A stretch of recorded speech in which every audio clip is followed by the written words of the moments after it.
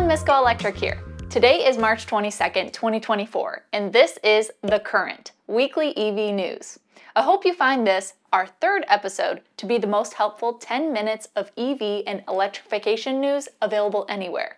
Let's start with developments in EV charging. Rivian announced their fleet is now officially compatible with most of the Tesla supercharging network. The required NACS to CCS adapters will be shipped to current owners as soon as next month.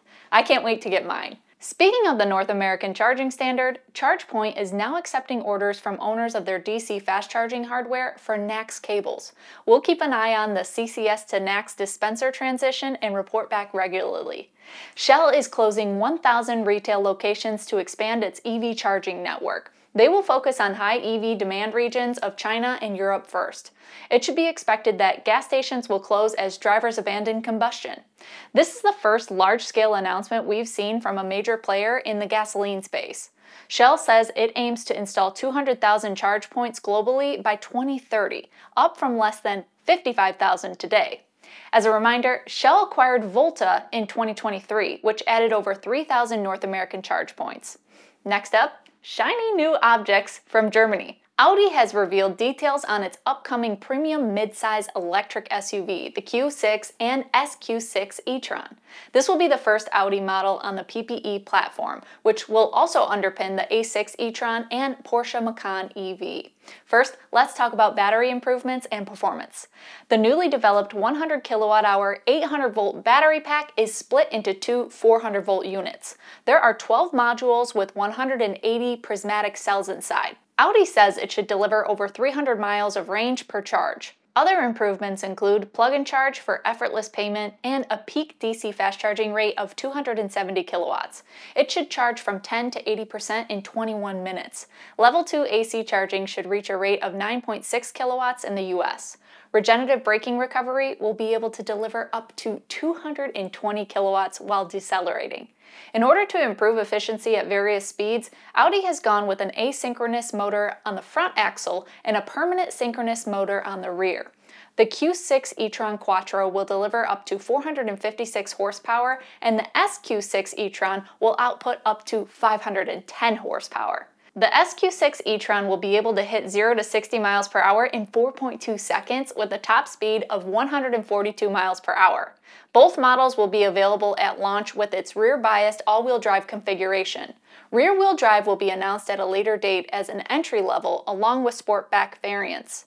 The interior offers a panoramic display with Audi's new end-to-end electronic architecture, featuring a neural net designed for infotainment and connectivity framework. It is driven by Android Automotive OS, supporting third-party apps like YouTube and an enhanced route planner.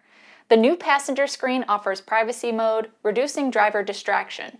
New tech features also include an optional augmented reality head-up display, Audi's self-learning voice assistant with AI support, adaptive driving assistance plus with map data and swarm data from other vehicles aggregated in the cloud, and a 20-speaker Bang & Olufsen premium sound system. The Cargo offers 18.5 cubic feet behind the second row seats and a 2.2 cubic foot trunk. The Q4 e-tron starts at $49,800 and the Q8 e-tron starts at $74,400. It's a safe bet the rear-wheel drive Q6 e-tron will have a starting price between those models. The first all-wheel drive models start at roughly 74,000 euros or $80,000 USD. The Q6 e-tron will be built in Audi's Ingolstadt plant in Germany and will be available in the US before the end of this year. This represents a major improvement over the previous generation e-tron SUV, but is much more costly than the comparable Tesla Model Y. Can this Audi attract luxury buyers? Let me know what you think in the comments below. BMW Group held their annual conference this week where they revealed their latest vision concept. The Neue Klasse X is the SAV version of the Neue Klasse concept they revealed at CES in 2023.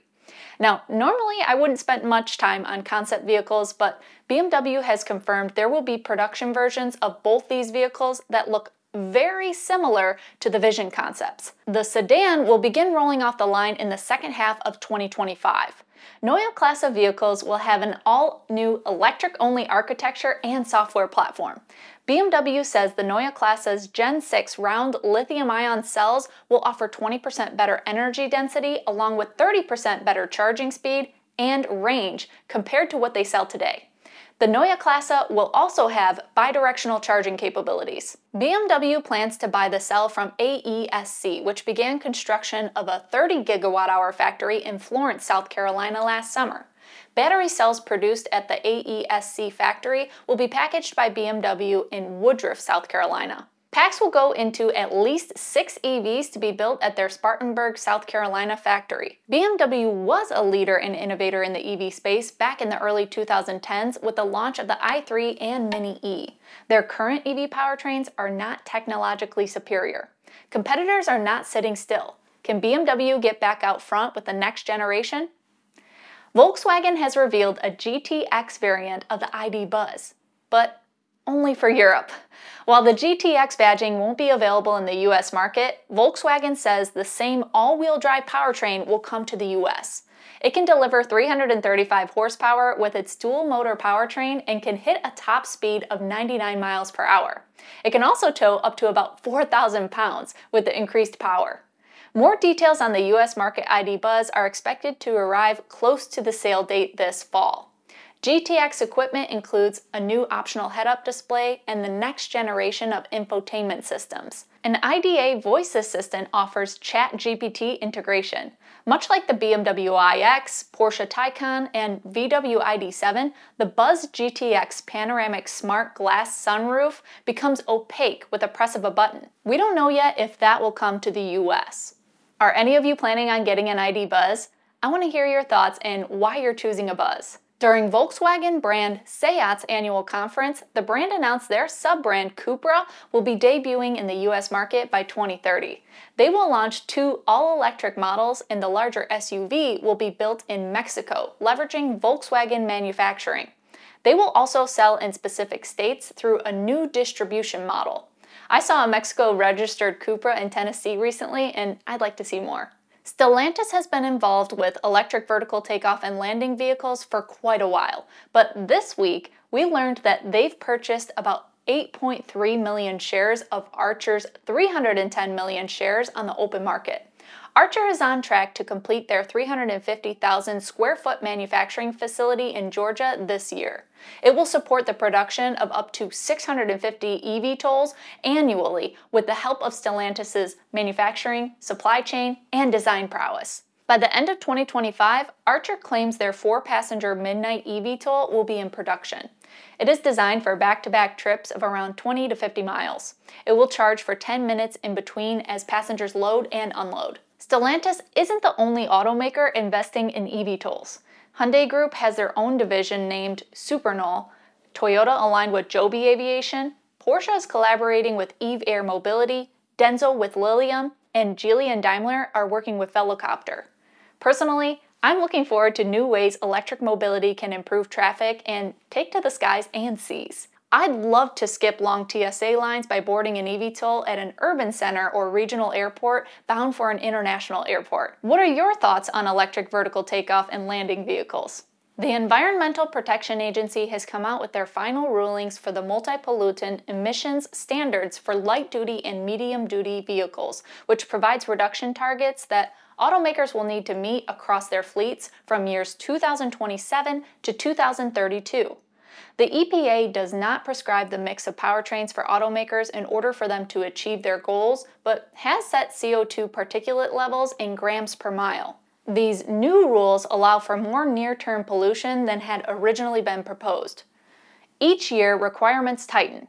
By 2032, the new target is 85 grams per mile, relaxed from 82 grams per mile in the original draft.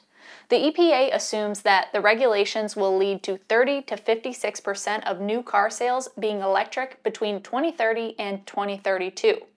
The previous target was 60% for 2030 and 67% for 2032.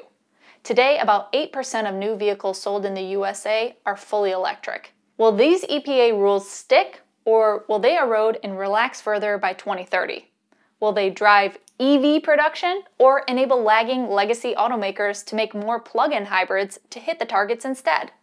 Well, that's all for this week's edition of The Current. Which story was most interesting to you?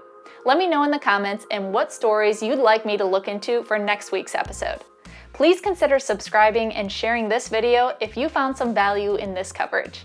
Thank you so much for watching, and until next time, drive, fly, ride. Go electric!